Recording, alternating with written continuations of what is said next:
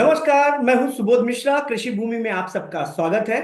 जैसा कि हम हमेशा जब भी आपको आसान भाषा में कोई भी डिस्कशन है वो बताने का वादा करते हैं, तो उसी वादे के साथ अभी हम शुरू करते हैं चर्चा। और हमारे साथ हैं मनोज कुमार जैन, जो पृथ्वी फिनमांड के डायरेक्टर हैं। सर, सबसे पहले स्वागत है आपका कृषि भूमि में। नमस्कार सुबोध जी, आपको और सारे व्यूवर्स को होली की बहुत बहुत शुभकामनाएं। Thank you sir, thank you. Sir, त्योहार आ गया, मार्च आ गया।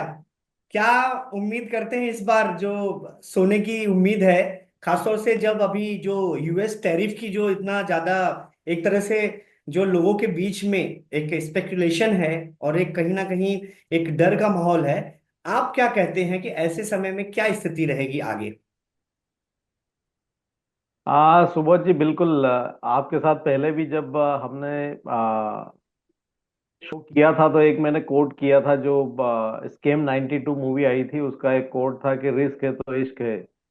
तो उसी तरह से अभी जैसे जो आपने डर की बात की है, तो बिल्कुल पूरी दुनिया में डर है।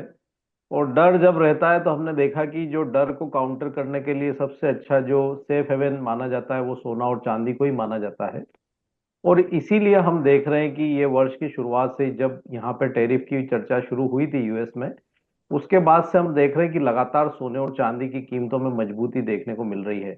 इंटरनेशनल मार्केट में सोने की कीमतें रिकॉर्ड हाईज पे पहुंचती हुई नजर आई और भारतीय बाजारों में भी हमने 86,000 के स्तर के पार सोने को निकलते हुए देखा।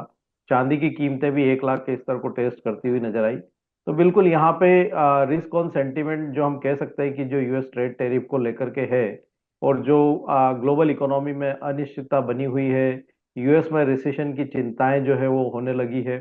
Bank of America Merrill Lynch की भी एक रिपोर्ट आई है, तो उन्होंने अनुमान जताया कि यूएस में 40% अब संभावनाएं बनती हुई नजर आ रही है कि वहां पर रिसेशन जो है वो ट्रेड टैरिफ को लेकर के आ सकता है। तो ये सारी चिंताओं के चलते ही हम देख रहे हैं कि सोना और चांदी निवेश के लिए अट्रैक्शन जो है बना हुआ है। और जब तक ये चिंता और डर का माहौल रहेगा, सोने और चांदी मजबूती दिखाते रहेंगे। Okay sir. और सर, अगर हम बात करें, जैसे अभी इन्फ्लेमेशन डेटा भी आने वाला है यूएस का, तो क्या इससे भी कुछ फर्क पड़ेगा क्या? इससे भी किस तरह से आप देखते हैं इसको?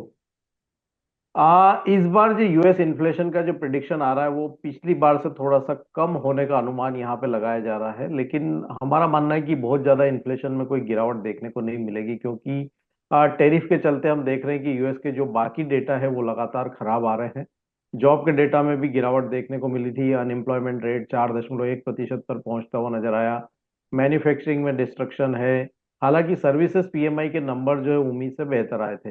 बावजूद उसके यहाँ पे टैरिफ की चिंताओं से हम देख रहे हैं कि जो फॉरवर्ड गाइडेंस है यूएस इकोनॉमी के, वो कमजोर पड़ते हुए नजर आ रहे हैं। तो ऐसे में इन्फ्लेशन कभी अगर थोड़ा घटकर भी आया तो बहुत ज्यादा सोने और चांदी की कीमतों में गिरावट नहीं ला पाएगा। और वो एक टेम्परेरी इफेक्ट हम कह सकते हैं कि देखने को मिल सकता है।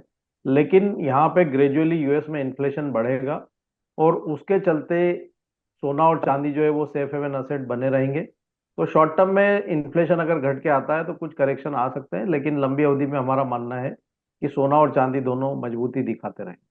सर, एक बात बताइए कि अभी जैसे बात चली थी कि अमेरिका और यूक्रेन की जब था कि थोड़ा सा बात खराब हो गई थी, लेकिन अभी जैसे जेलेंस्की है, काफी कोशिश कर रहे हैं अभी, जो अरब के देशों में भी गए और वो उनका कहना है कि वो शांति वार्ता चाहते हैं। वहीं अमेरिका जो है, डोनाल्ड ट्रंप भी इस चीज को लेकर के है कि वो पीछे पड़े हैं रूस के भी और सबके, कि शांति वार्ता चाहते हैं।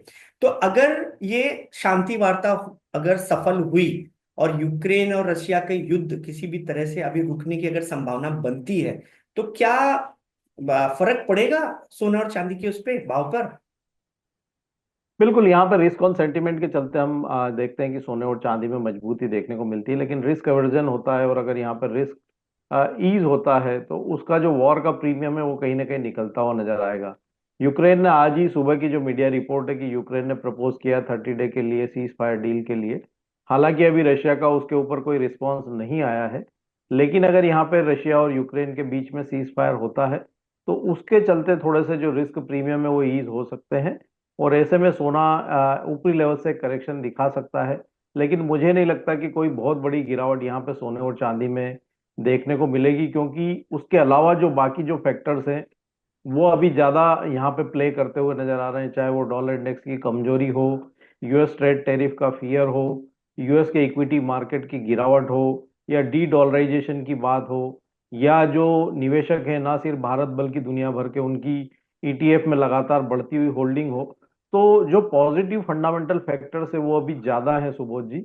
और उसी के चलते हमारा मानना है कि अगर ये सीज फायर होता भी है तो एक टेम्पररी इफेक्ट जो है वो सोने चांदी में हो सकता है करेक्शन का देखने को मिले, लेकिन वो फिर एक बार निवेश की अपॉर्चुनिटी ही होगी निवेशकों के लिए। तो अगर ऐसी कोई भी डील होती है उसके चलते अगर कोई करेक्शन आते हैं तो निचले स्तरों पर उसको एक खरीद की अपॉर्चुनिटी के रूप में देखना चाहिए। सर, साल के पहले क्वार्टर में हम बैठे हैं, मार्च आ गया है, होली का त्योहार है। आप अभी क्या देखते हैं इस क्वार्टर को देखते हुए? पहले तो हम जानना चाहेंगे इस क्वार्टर की जो उथल पुथल है उसको आप कैसे देखते हैं, और अगला क्वार्टर कैसा जाएगा, और क्या आप हमारे दर्शकों को जो है सलाह देते हैं कि क्या वो सोचे और किस तरह से आगे बढ़े? नहीं, पहला क्वार्टर अभी तक अच्छा रहा है और हमारा मानना है कि सेकंड क्वार्टर भी अच्छा रहेगा सोने और चांदी के लिहाज से। ये क्वार्टर में हमने देखा है कि $2950 तक सोना पहुंचते हुए नजर आया इंटरनेशनल मार्केट में। 86 600 700 तक के स्तर भारतीय बाजारों में देखने को मिले। चांदी भी 1 लाख तक पहुंचती हुई नजर आई भारतीय बाजारों में। इंटरनेशनल मार्केट में लगभग $34 तक कीमतें पहुंचती हुई नजर आई। हमारा मानना है कि जो सेकंड क्वार्टर है वो और भी बेहतर होगा सोने और चांदी के लिहाज से, क्योंकि यहाँ पे अगर रेसिप्रोकल टैरिफ आता है अप्रैल मंथ में तो वो कहीं ना कहीं और जो है रिस्क ऑन सेंटीमेंट जो है वो बढ़ाता हुआ नजर आएगा। तो उसके चलते सोना और चांदी सेकंड क्वार्टर में भी अच्छा परफॉर्म कर सकते हैं। सेकंड क्वार्टर में हमारा मानना है कि 3000 से $3040 सोना पहुंच सकता है इंटरनेशनल मार्केट में, और भारतीय बाजारों में 88,500 से 90,000 जो पूरे वर्ष का लक्ष्य रखा था हमने, वो हो सकता है कि सेकंड क्वार्टर में हासिल होता हुआ नजर आए। चांदी में हमारा मानना है कि $36 तक कीमतें जा सकती है सेकंड क्वार्टर में, और भारतीय बाजारों की अगर बात करें तो 1,10,000 तक कीमतें सेकंड क्वार्टर में जा सकती है। तो सोने और चांदी के लिहाज से सेकंड क्वार्टर भी अच्छा लगता है सुबोध जी। और अगर रेसिप्रोकल टैरिफ आया तो निश्चित रूप से एक अच्छी मजबूती सोने और चांदी में देखने को मिलेगी। Okay sir. सर, एक आखिरी क्वेश्चन करूंगा जो अपने खासतौर से मैं अक्सर जानना चाहता हूं और पूछता भी हूं कि जो ज्वेलर्स भाई, अपने जो ज्वेलर्स है जो खासतौर पे ये सब प्रोग्राम्स देखते भी है, उनको आप क्या राय देते हैं सेकेंड क्वार्टर्स को लेकर के कि आने वाले समय में वो किस तरह से अपनी आगे की रणनीति बनाए? ज्वेलर भाइयों के लिए हम हमेशा से कहता है सुबोध जी कि ज्वेलर्स भाइयों को जो इतनी वॉलेटिलिटी है मार्केट में और जिस तरह से उठापटक देखने को मिल रही है, तो ऐसे में उनको बिल्कुल यहाँ पे नेकेड पोजीशन नहीं रखना चाहिए। उनकी जो भी पोजीशन है उसको ग्रेजुअली जो है हेज करके चलें। एमसीएक्स के डेरिवेटिव्स के माध्यम से हेज कर सकते हैं, जहाँ पे फ्यूचर्स और ऑप्शंस जो है उनको उनकी रिस्क को हेज करने में मदद करते हैं।